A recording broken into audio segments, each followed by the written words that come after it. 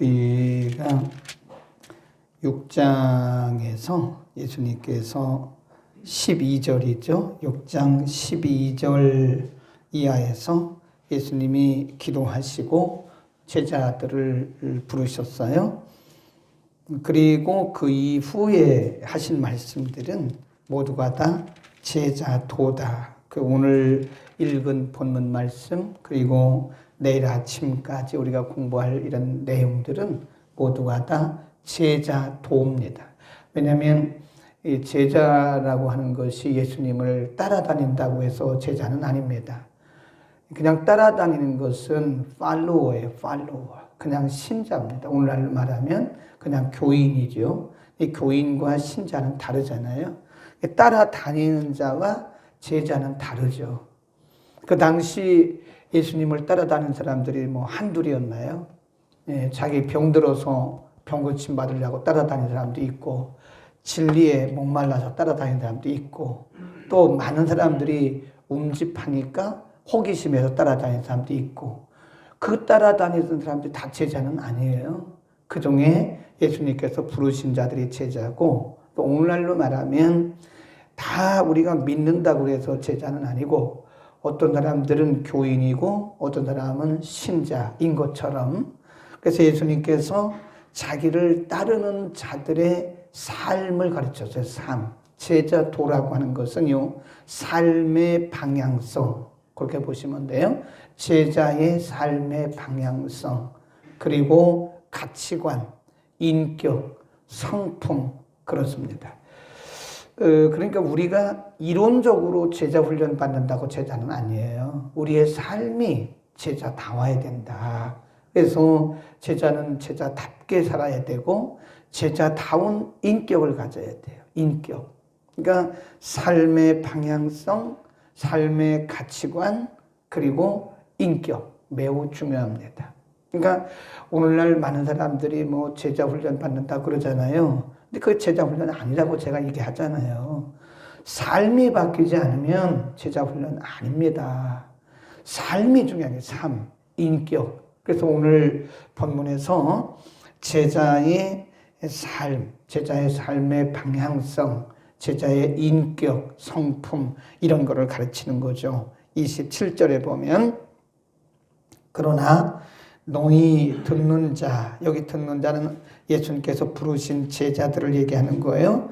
우리도 포함되는 거죠. 너희 듣는 자에게 내가 이르노니 너희 원수를 사랑하고 너희를 미워하는 자를 선대하고 28 너희를 저주하는 자를 위하여 축복하고 너희를 모욕하는 자를 위하여 기도하라. 네 가지죠. 거기 보면 너희 원수가 누구냐면요, 제자들이 나가서 복음을 전할 때 그 사역의 현장에서 반대하는 사람들이에요.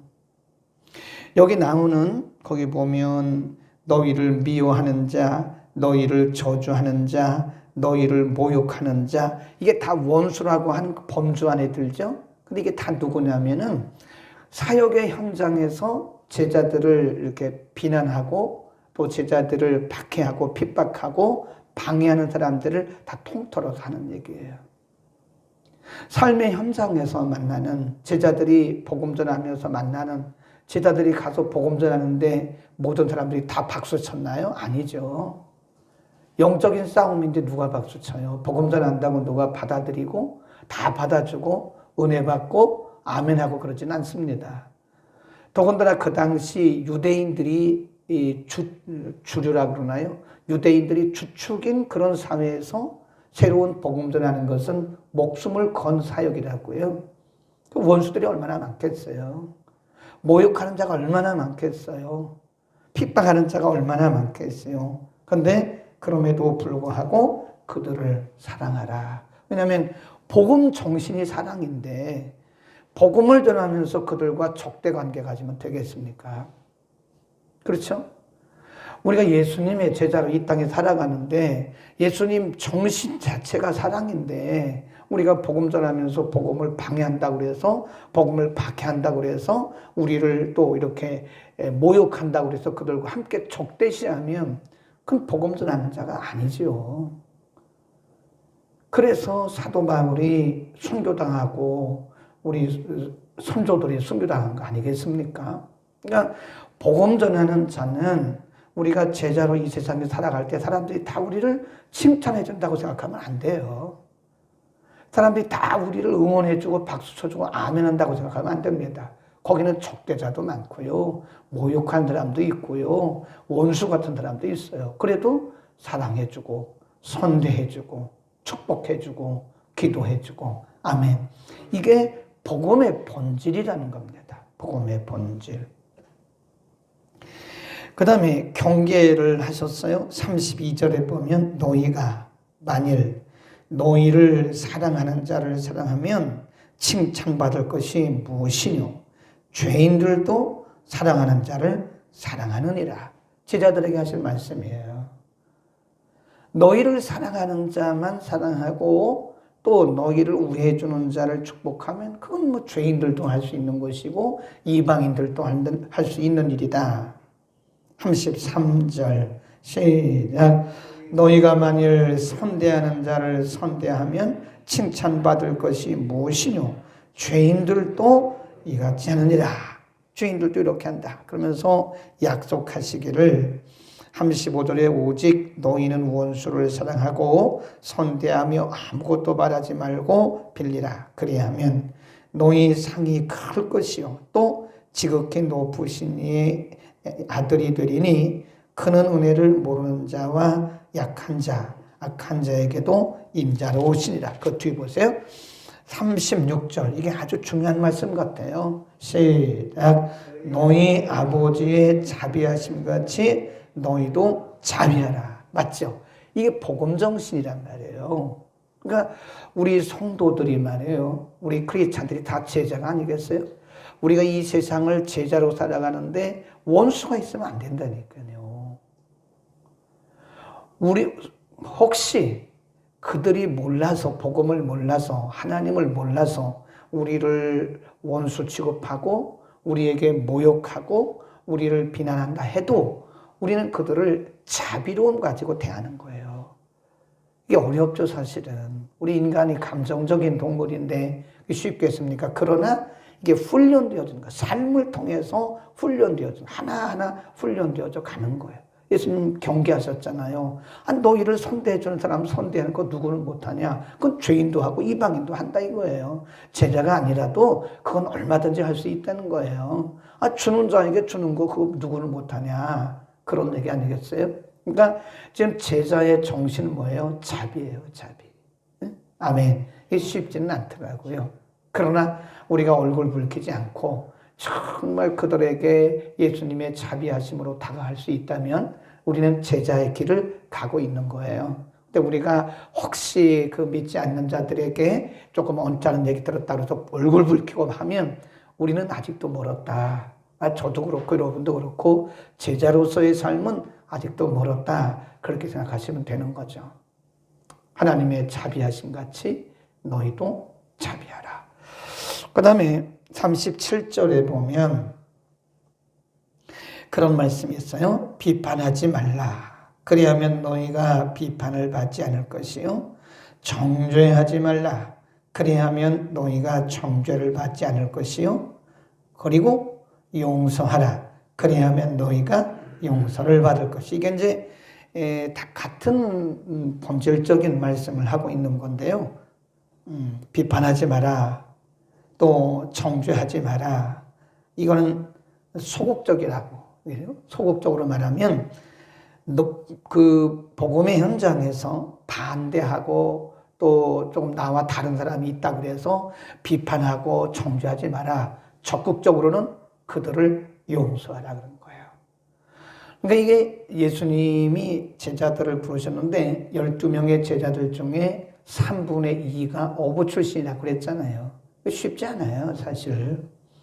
갈릴리에 자라서 평생을 그물 깁고 고기 잡는 것만 배웠던 그분들이거든요. 근데 그분들이 사실 그 유대 사회에 들어가서 유대 사회는 철저한 계급 사회예요. 혈통적 계급 사회. 그래서 이방인들은 사람 취급도 안 하는 그런 사회 속에 들어가서 이 제자들이 사회적 신분도 낮은 제자들이 가서 복음 전한다고 생각해요. 그 얼마나 그 유대 사회에서 참 멸시받고 억압받고 그러겠어요. 무시당하겠어요. 그래도 예수님 말씀하기를 너희는 그들을 비난하지 마라 이거예요. 이해하시겠어요? 우리하고는 상황이 전혀 다릅니다. 예수님의 제자들은 갈릴리 출신이에요. 그 갈릴리 출신의 사회적 신분이 낮은 사람들이 수도권인 예루살렘에 가서 그 당시 정치, 경제, 사회, 문화, 교육, 군사 이 분야를 다 석권하고 있는 높은 계층의 사람들에게 복음을 전한다는 게 쉽지 않아요. 그런데도 예수님 말씀하기를 그들을 비난하거나 그들을 정죄하지 말고 오히려 그들을 뭐 하라고 그래요? 용서해 주라는 거예요. 용서해 주라. 적극적으로 우리가 용서하는 삶을 살아야 된다. 아멘. 이게 크리스찬으로 산다고 하는 것이 쉽지가 않습니다. 쉽지 않아요. 이 크리스찬으로 산다는 게 손해를 감수하지 않으면 그 앞에 한번 또 보세요. 이런 말씀이 있어요. 29절에 보면 내 이 뺨을 치는 자에게 저 뺨도 돌려대고 내 겉옷을 빼앗는 자에게 속옷도 주고 또 30절 내게 구하는 자에게 주고 네 것을 가져가는 자에게 다시 달라 하지 마라. 이게 무슨 얘기일까요? 관용입니다. 한마디로 말하면 관용. 응? 제자된 자들에게 제자됨의 삶을 가르치면서 넓은 마음을 가지는 관용. 이게 쉽지 않죠. 에? 오른뺨을 치는 자에게 우리는 아마 오른뺨 2대 칠걸요. 웬만한 사람들은. 근데 예수님은 오른뺨 치면 왼뺨을 돌려대라는 거예요. 겉옷을 가지는 자에게는 하나 더해서 적극적으로 하나 더해서 속옷도 주라는 거예요. 제가 그래서 늘 얘기하잖아요. 크리스찬들이 따지는 거를 참 좋아합니다. 왜냐하면 머리들이 좋아요. 말씀 많이 듣다 보니까 제가 이렇게 일반적으로 보면요. 학교 공부하고 틀립니다. 학교 공부한 거는 그건 그냥 우리가 뭐라 그래요? 그 학적, 스펙이라고. 근데 크리스찬들은 말씀을 듣기 때문에요. 지혜로워요. 근데 딱 한 가지 단점이 뭐냐면 크리스찬들이 아는 게 많으니까 어디 가서 굉장히 따지기를 좋아해요. 네. 우리가 이제 노회나 총회 가보면요. 아유, 저는 뭐 노회 가도 거의 말 한마디 안 합니다. 총회 가도 뭐 그냥 말 한마디 안 하고 참석만 하고 오는데 꼭 거기에요. 어디 가든지 또 그래. 그 따지는 사람들이 있어요. 그거 희한합니다. 그 법률 조항 하나, 그리고 그 토시 하나 가지고 막 시간만 낭비하는 거예요. 그냥 이렇게 합시다 하고 끝나면 좋은데 시간만 낭비하는 거예요. 우리 지난주에 뭐 깎는 거 하지 말라고요. 네. 어떤 때는 우리도 알면서 손해봅니다. 알면서도 그냥 아유 그래 그만큼 오늘 팔았으니까 기분 좋으셔 하고 어떤 때 손해봐줘요. 일부러 알면서도 내가 지금 좀 굉장히 손해본다. 10,000원 정도 손해본다 생각해도 그냥 그분 기분 좋게 해주는 거예요. 네. 택시를 탔는데 대부분 다 알아보더라고요. 목사인 거를. 이런 차이나 칼날 입어서 그런지 대부분 목사님이세요. 10명 중에 8명, 9명은 지난주에도 택시 타고 갔다가 시내 갈 때는 웬만하면 택시를 타요. 주차도 그렇지만 좀 택시 하시는 분들이 손님이 없잖아요.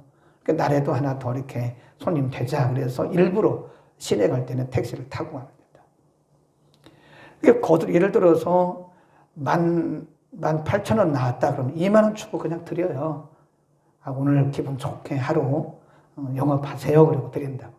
그걸 기다렸다가 2,000원 받고 제가 돈이 많아서 그런 게 아닙니다. 목사인 걸 다 알고 뭐 전도도 했잖아요. 그분에게. 저는 택시 타고 꼭 전도하거든요. 근데 거기서 잔돈 끝까지 기다려가지고 잔돈 받으면 그럴 거 아니에요. 근데 그런 것이 삶의 현장에서 작은 것이지만 상대방을 배려하는 거다. 그러니까 이게 관용하라는 거예요. 관용. 아멘. 어디 가서 깎지 마세요. 너무 깎고 그러지 마세요. 내가 이익 보면 다른 사람은 손해보는 거잖아요. 반대로 내가 손해보면 다른 사람은 이익 보는 거예요. 다 그건데 우리가 손해보면 되는 겁니다. 아멘. 그 다음에 하나 더 38절에 보면 주라, give, 주라. 그리하면 너희에게 줄 것이니 곧 후이되어 누르고 흔들어 넘치도록 하여 너희에게 안겨주리라. 너희의 헤아리는 그 헤아림으로 너희도 헤아림을 도로 받을 것이니라. 여기 보면요, 주라. 이게 키워드예요. 중요한 단어입니다. 이 주라, 이것은 섬기라 그런 얘기예요. 베풀어라 그런 얘기입니다. 제자는 섬기는 자입니다. 섬기는 자. 그 예수님은 어디 가서도 어디 앉지 말라 그래요? 상석에 앉지 마라, 어디 가도. 네.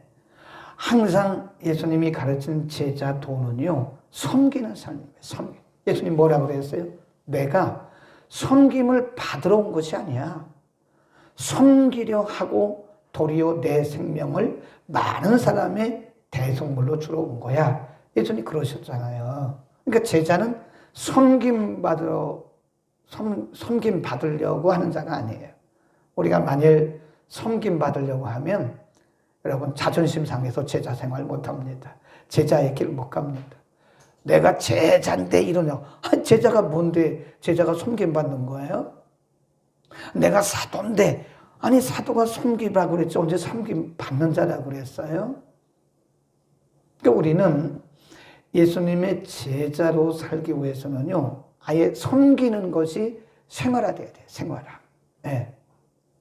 생활화. 아멘. 섬김을 받으려고 하면 할수록 제자로부터 멀어지는 것이다. 그래서 참 제자는 어디 가든지 먼저 섬기는 자가 그게 진정한 제자다. 쉽지 않죠. 예, 쉽지 않습니다. 우리 늘 섬김만 받아서 늘 섬김만 받잖아요, 사실. 목사님, 그 섬김만 받는 거예요. 이 목회자들이 섬기지를 잘 못해요. 솔직히 말해서 잘 못 섬깁니다. 그래서 의도적으로 저도 섬기려고 노력을 하는데 잘 안 되더라고요. 되기는 되는데 잘 안 돼. 10번 하면 5번 될까 말까 하고 나머지는 잘 안 되더라고요. 이상한 습관이 들어있는 거예요, 우리 속에. 늘 목사님, 예, 뭐 이러니까 이게 섬김을 받기만 해가지고 남을 잘 섬길 줄을 몰라요. 모순이죠? 굉장히 모순이죠. 예. 어떻게 보면 목사님, 장로님, 그리고 전도사님, 오히려 더 섬기는 자가 돼야 돼요. 내가 장로인데 그런다고. 장로님이 섬겨야 되지, 뭘. 내가 그래도 전도사인데 전도사한테 그러면 되냐고. 전도사는 섬겨야 되지, 왜 그래요? 예? 내가 안수집사인 걸 모르냐고. 내가 작년에 안수집사 장립 받았는데, 안수집사인데 그래요. 섬겨야지. 근데 우리는 저부터 시작해서 그런 마음을 이제 좀 낮춥시다. 그래서 섬기는 자. 예수님도 섬겼잖아요. 예수님도 제자들의 발을 씻겼잖아요.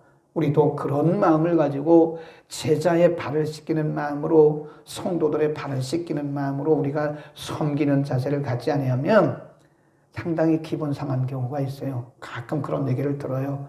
교회 밖에서도 보면. 예. 요즘에는 학교에서 교수님들이요, 옛날하고 틀립니다. 그랬다가는 요즘은 쫓겨나요. 큰일 납니다. 한 사람 한 사람 다 섬겨야 돼요. 교회도 마찬가지.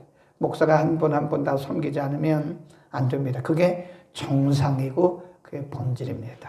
아멘. 오늘 길게 말씀을 드렸는데, 제자는 배운다고 되는 것이 아닙니다.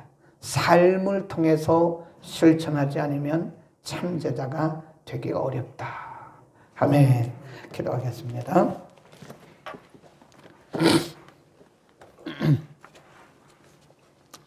살아 역사하시는 하나님, 주님의 은혜 감사합니다. 신계순 권사님, 주일의 문금 신계순 권사님 드렸습니다. 걸어가신 우리 아버지, 오늘 갈릴리, 대부분의 갈릴리 출신의 어부들을 부르시고, 또 유대 사회에서는 죄인 취급받는 세리도 부르시고, 그 당시 낮고 천한 자들을 부르셔서 제자를 삼으신 예수님께서 일일이 제자 도를 가르쳐 주시고, 제자다운 제자로 살라고 말씀하신 것처럼 참으로 연약하고 부족한 우리들을 부르셔서 하나님의 백성 삼아 주시고 또 우리들에게 사역의 길을 맡겨주심도 감사합니다.